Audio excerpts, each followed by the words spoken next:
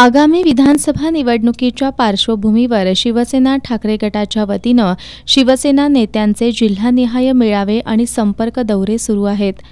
ठाकरे गटाचे पश्चिम महाराष्ट्र विभागीय नेते आमदार भास्कर जाधव हे रविवारी कोल्हापुरात आले होते।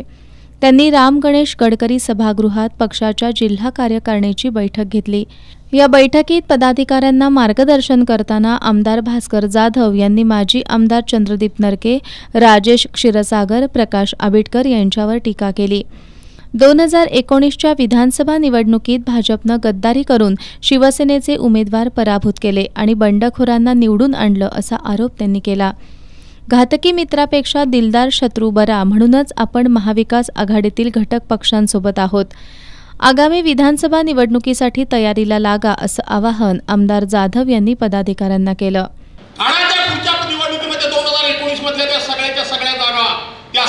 सगळ्या जागांवर भारतीय जनता पार्टीने आपल्याशी गद्दारी केली आणि त्यांचे बंडखोर उभे केले आणि आपल्याला पाडलं।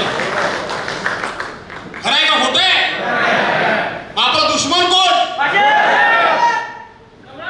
हे यांना कळायला हवं का नको कळायला हवं?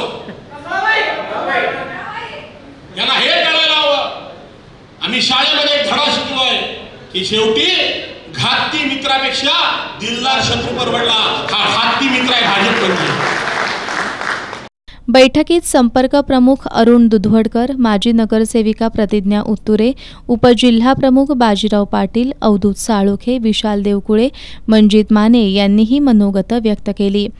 यावेळी उपनेते संजय पवार, सहसंपर्क प्रमुख विजय देवणे, शहर प्रमुख रविकिरण इंगवले, सुनील मोदी, माजी आमदार सुरेश साळोखे, हर्षल सुर्वे, शशी बिडकर, विनायक साळोखे, चंद्रकांत साळोखे, प्राची पोद्दार, कमलाकर जगदाळे, राजू यादव यांच्यासह पदाधिकारी उपस्थित होते।